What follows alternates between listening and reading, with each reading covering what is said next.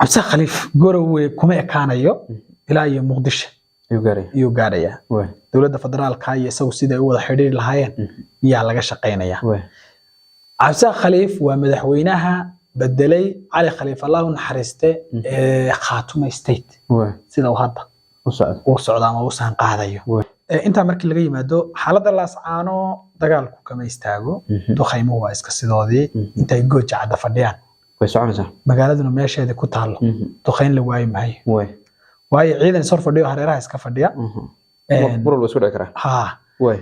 waxa su'aalaha u badan la isweydiinaya ay tahay maxaa wali Somaliland gooja cad ay u fadhiyaan way taas jawaabteedu gaaban waxa weeyaan gooja cad looguma geli karo diyaarna looma aha in loogu galo waxa la rajeenayaa iyadoo wiil dambe laascaanood ku dhimanay in la istaajiyo xabada oo ay nimankani gooja cad si nabad kaga guuraan kulanti waxaan wanaagsan daawadayaal ku soo dhawaada barnaamijka xog waran oo aan idinka warramayna xaaladihii ugu dambeeyay ee magaalada laascaanood iyo guud ahaan SSC waxaan la soconay dhawaan inuu magaalada Garowe si weyn loogu soo dhaweeyay Cabdirasaaq Khaliif oo ahaa gudoomiyihii baarlamaanka Soomaaliland golaha shacabka oo xilkii ay nala soconay dhawaan inuu iska casiray halkaas oo si weyn ugu soo dhaweeyeen madaxweynaha Puntland Saciid Cabdullaahi Deni iyo sidoo kale ku-xigeenkiisa Axmed Karash oo isagu markaas ka soo jeeda gobolada SSC sidoo kalena soo dhaweynta madaxweynaha Deni qayb ka ahaa ee loo sameeyay gudoomiyaha Cabdirasaaq Khaliif sidoo kale magaalada laascaanood xaaladeedu waa ay deganeed walow ay tahay meel mar walba laga filan karo inuu dagaal ka qarxo iyadoo ay xalay fiidkii hore la sheegay in rasaas la isku turturay balse khasaare weyn ma aysan geysanin baa la leeyahay balse laakiin magaalada iyo nawaaxigeedu waa meel dagaal u joogto ciidamadu iyagu markaas ay si kala fogeyn aan la soconay Somaliland in baaqiyo kala duwan loo soo diray kuwaas oo lagu sheegay in ay aadaan xuduudka ay leeyihiin SSC iyo sidoo kale Somaliland halkaas oo ciidamada gooja cad jooga lalaha ka baxa beesha caalamka ayaa qayb ka ahay dadka soo jeedinaya baaqyada in ciidamada gooja cad ka baxaan si looga baaqsado dagaal mar kale ka qarxa gobolka Sool oo dad badan ay ku halaagsamaan ama dhibaato badan ay ka dhalan karto sidoo kale odayaashii dhaqanka ee gaaray magaalada Muqdisho ee la soo kulmay madaxda dawladda federaalka ayaa iyaga laftooda halka war wanaagsan kala yimid dabcan waxaad moodaa in dawladda federaalku ay waqtigeedii ay ka qayb qaadan lahayd in dagaalka la joojiyo ay lafteedu ay qayb ka tahay isfahanna oo soo kala dhaxmaray odayaasha gaaray magaalada Muqdisho iyo madaxda federaalka Cabdiraxmaan Afagaadho oo la barnaamijka ila falanqeeyay ayaa garabkayga fadhiya Cabdiraxmaan bal soo dhawow si guud xaaladda gobolka Sool aad baad u mahadsantahay waan dhawahay daawadayaashana waxa la soo dhawaada mar kale manihin kuwi kala tagi lahaa wali waan kala mashquulo mararka qaar si fiican laakiin hadda waxaan filayaa inay safar fara badan kadib oo soo laabto إلى نيروبي إلى أي قبل أنا إن هذا الدبل سوق صلبت. سيدو كلا إن أنو برنامج في عنه أو من تاريخ يدقن يحيى فربضن كتر جميع عن وسو قد بيدنا ونحينه. إن شاء الله. أنت أمرك اللي جاي مدو حالة اللاصعانو دجالكو كما يستاجو دو خيمه واسك السدادي أنت يجوج عاد فديان. ويسوعنزه. مقالدنا ماشي هذا كتالو دو خين لواي معي. واي عيدا صرف فديو هريرها اسك فديا. برو لو سودا كره. ها. واي. waxa su'aalaha u badan la isweydiinaya ay tahay maxaa wali Somaliland gooja cad ay u fadhiyaan way taas jawaabteedu gaaban waxa weeyaan gooja cad looguma geli karo diyaarna looma aha in loogu galo waxa la rajeenayaa iyadoo wiil dambe laascaanood ku dhimanay in la istaajiyo xabada oo ay nimankani gooja cad si nabad kaga guuraan waxa iyadana hadda soo ifbaxay siyaasiyiinta reer Khartoum ay sheegayeen haddii uu nabad ku baxay Muuse Bixi wax xabadoonu ka daba ridayno iyo wax shaqo iyo shaqo aan ku darsanayno ma ay jirto inta markii laga yimaado wali way degan yihiin ciidamadii Somaliland gooja cad wadadii way u furan tahay guumeysiga ilaa iyo oog iyo xaggaas iyo goori ka imaanaysay wadada u furan saadka iyo maxaan ku dhahaayay sahanada iyo wax walba uga yimaado yaa saacideysa wadada waa la xiri kari waayay إني لحيره ولو قل درستي إذا ما مر لديارية جامع سيادة وفربضان أو ولو حوتشي أو هالكاس إني دجان لو تلاقي إذا ما دي لكن وضع حريره هذا ويتاج تاجين هنا ويتشوفان لكن إني وضع حيران way suuroobi weyday ma garanayo ma naas nuujin baa hadee nimanka meesha haystaba yaa la naas nuujinayaa mise awood baa loo laayahay mise hadee sanka hadii ruuxa la qabto uu dhimanaya wadadanina waa wadadii sanka gooja cadda ahayd hadii wadada la xidhana gooja cadda waa u dhamaanaysaa in la sii fadhiyo madax baasha lagu naas nuujinayaa ma dagaalkan loo ma garan karo su'aalahaasi waa ku xiran yihiin halka waa la iska degan yahay duqaymo way socdaan garaad jaamac muqdisho aaday iyo odayaashiisii waa yimideen farxad fara badan baa ka muuqatay garawaasi adag iyaga laftooda loogu soo dhaweeyay waa qaybtii dhaqanka qoladaasi qaybtii ciidankuna Cabdimadoobi iyo ciidamadii maxaa ku dhahay huwanta ahay iyo ciidamadii SSC ee jabhadda ahay way dhisan yihiin garab saddexaad garabka dhaqankuna garaadadu ah gala dagaalka iyo maxaa ku dhahay ragii magacyada adag bixiyay garab kale oo siyaasadeed baa hadda dhismay waxaadna moodaa inuu soo ifbaxay ama madaxweynihii Khaatume State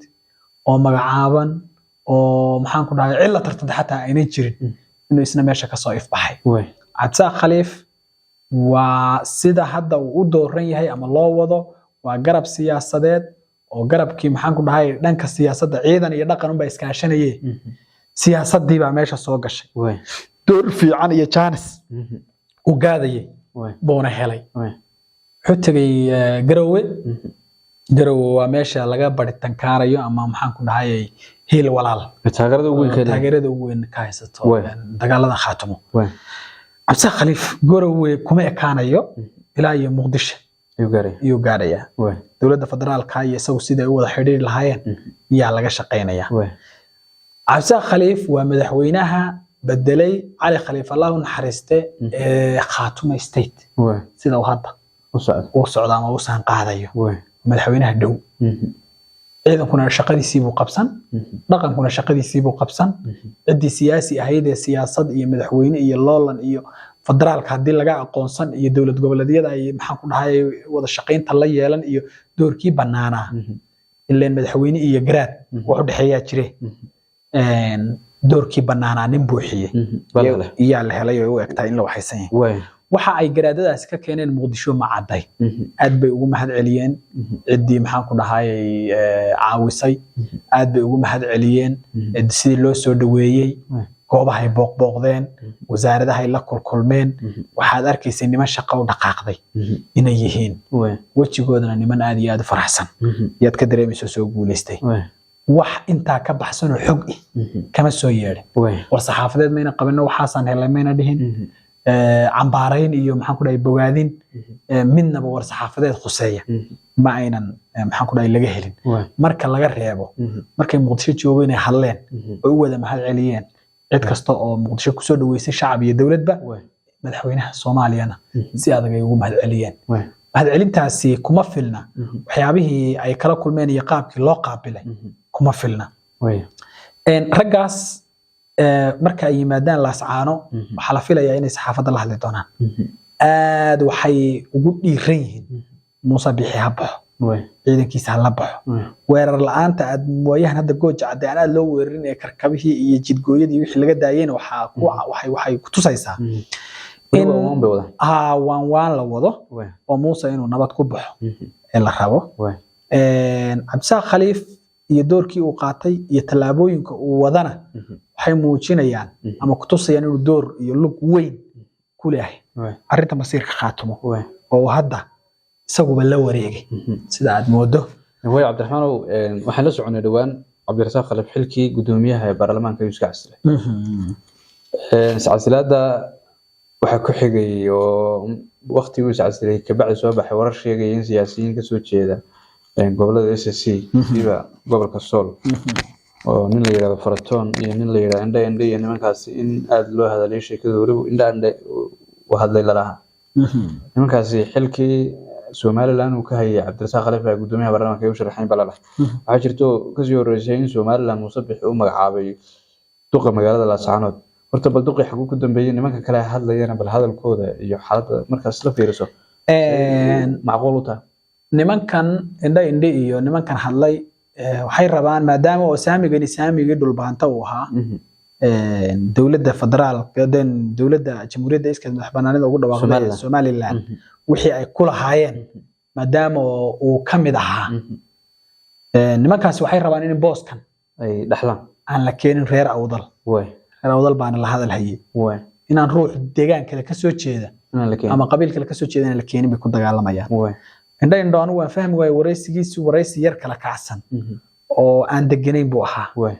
waraysi gabi dhaclaynayo dhan walba darbiga ka soo go'aya buu ahaa waraysi aad moodo ruux miyir qaba inuu bixiyay ma ahayn dan wuxuu dhaliilayaa oo uu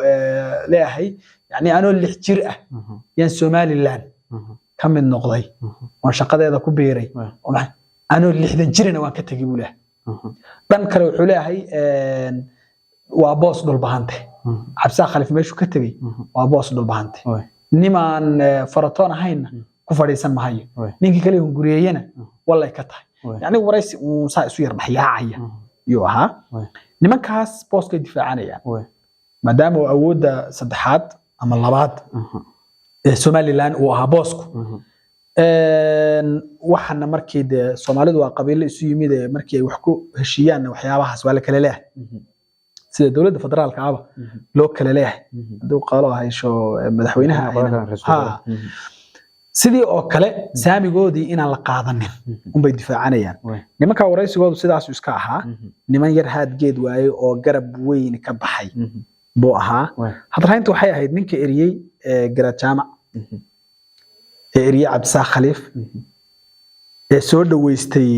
indha iyo mahad ambaashi faratoon يعني حبوا الصعداء ميواني نك بيرقبكيس هالكاس تكجرانيسا يا هذا الهينتي وبدنيد لو ريتشي كان شعبيات بي وطانو جرات waxa la arkay dadka inuu soo hogaaminay Cabdi miisaanka iyo ruuxu mas'uuliyadda marka hadee inaan u gafo yani xaq uma lihi laakiin anu ari ma raacsadeen waxa yar oo leeyahay ma raacsadeen nimankaas Somaliland marka waxaad garan kartaa duulku haduu duul gumaysto hada tusaale qoom kasta oo la gumaystuhu wuxuu shaqada u dirsadaa kuwa iyaga ugu liita waxbaba aan ka diideynin hadda indho deegaankiisa wixii ka sameeyo Muuse bixidho inuu diideynin yana aaminsanahay waayo xis ahaan iyo miyir ahaanba inuu quman yahay kuma xisaabiyo oo kuma yani kuma laakiin Cabsa Khaliif nin mas'uula oo degan oo hadalkiisa iyo talaabaqaadkiisa aad wax ku aamini karto ummad hogaamin kara garad jaamac ka sii daran ninka labada dayriyay ee labada isfahmi waayeen mahad ambaashi iyo indha isfahmeen yani waad garan kartaa fashil arin la yaab way Cabdirasaaq Khaliif markuu iscaasilay waxa ku xigtay in uu safar ku tagay magaalada Garowe halka madaxweynaha Puntland oo kala kulmay iyo ku xigeenkiisa Soomaaliland waxaan hore u la soconay in eedeymaha ugu badan ay Puntland u jeedin jirtay ilaa dagaalka ay qayb ka ciidamadooda jooga si qayaxan bay noo farageliyeen dagaalka socda Cabdirasaaq Khaliifna halkaas aad uga tagay safarkiisa koowaad waxa uu ka tagay Garowe nimankaasna waa la kulmay dabcan waxaan ka dhawaajisay in loo wado oo u eg tahay madaxweynaha maamulka laga dhigo Khaatume State uu dib u dhaxlo shaqadii على خليف بروفيسور علي خليف kale marka bal arintaas markaynu yar fiirino maxaa saadaalaho imika la leeyahay maxaa ka iman kara safarka uu ku tagay Garowe iyo maxay dabada ku hayaa la soo kara Puntland iyo Khaatume State inay midoobaan oo ay noqdaan hal maamul inay gooni noqdo maxaa imika arrimahaas maxaa laga saadaalinayaa leeyahay Puntland iyo Khaatumo waa laba maamul oo kala fadhiyo kala socda Somaliland iyo Khaatumo way kala dhinteen Somaliland markii ay ku eedeysay Puntland in ay taageerayso dagaalkana Puntland mayna beenin oo mid arinta diidan maysan noqon waliba way ku fahmaysaa hadii marka Puntland siday ugu faanayso ay daacad uga tahayna inay qaban lahayd yaaban aaminsanahay dhulbaanta isagoo jabhada kaliya dulaas caana magaalada gudaheedii yuxureeyay isagoo dawlad taageeraysana gooja cadamuuna ka bixin waayeen waxaad moodaa in ninka tagoog taali gabadha kamuun dhali waayeen islaantii tiro kale islaantii hakasha ku jirta hadda Puntland oo aan Somaliland waxba ka dambaynin maamulnimadeeda maamul awood badana maamul awood badana waliba maamulada maxaan ku dhahay federaalka midda hooyada u aha maynan qaban waayin gooja xataa haddii ay dagaalka siday ugu faanaysay ugu jirto ay daacad uga tahay marka siyaasadaysan un bay waxaad moodaa ama farsamo xumaa jirta ama daacad baan laga wada ahayn intaa markii laga yimaado wax badan bay Puntland qabatay dhaawacay daweysay dhaawacay sii qaaday maxaabiista lagu xiraa maxaan ku dhahay Garowe xagga dagaalka lagu qabto kuwa soo goosta yaa la geeyaa siyaasiyiinta hil badan bay u tartay hil badan oo walaalka uu laga heli karo yay qabatay saasade laakiin markaan leenahay daacad kama ah inay wax ka badan baa laga filayay wixii laga rabay meesha taagan tahay yaan isbarbar dhigaynaa inta markii laga yimaado Cabdisaaq Khaliif xilli loo baahnaa oo ku haboonaydna wuu yimid door muhiim ah oo loo baahnaana wuu qaatay waliba in badan yoo daahiyay iscasilaadiisa waxay u goynaysay baan garan lahay in badan buu daahiyay jigjigu yimid wardheer buu yimid Addis Ababa tagay wuu wareegay gaadhigiisana buu watay wuu wareegay intaasoo dhan uu wareegayay ee uu kolba buu hodla tagay ee uu tagay baashi ani markii horreysay Garowe tagay ma marar badan buu si qarsoodi u tagay kulamo qaatay intaa dhan waxbuu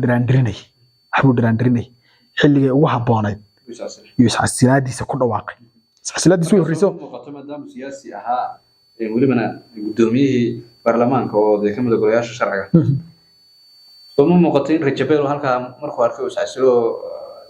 arrintii dib u midoobay Rajabeel maayna markuu Hargeysa ka soo tagayay dabcan Muuse Bixi isagu waxay ku soo kala tageen shacabkaygii baan wax ka soo qaban jamhuuriyadda ku soo celi markuu shacabkii u yimidna shacabkii baa wixii la qumanaaba isagana la qumanaaday xiriirkii marka isagii Somaliland xilligaas ay go'een iscasilaadiisuna xilligaas yay ahaydba ee ku dhawaaqistan iyo shaacintan iyo khudbadaha la akhriyay baa uun toobiyaheed iyo shiishkeeda laga fiirsanayay marka Cabdisaaq Khaliif door fiican iyo chance fiican iyo fursad uunan helin halgamaagii ka horreeyay Cali Khaliif fursad uunan helin iyo isagoo hadda maanta haystaa dadkiisa dadka garab taagan aad baad u mahadsantahay kaasi waxa Cabdiraxmaan Afagaadho oo ila falanqeynayay barnaamijka aan ku eegaynay xaaladihii ugu dambeeyay gobolka Sool iyo sidoo kale safaradii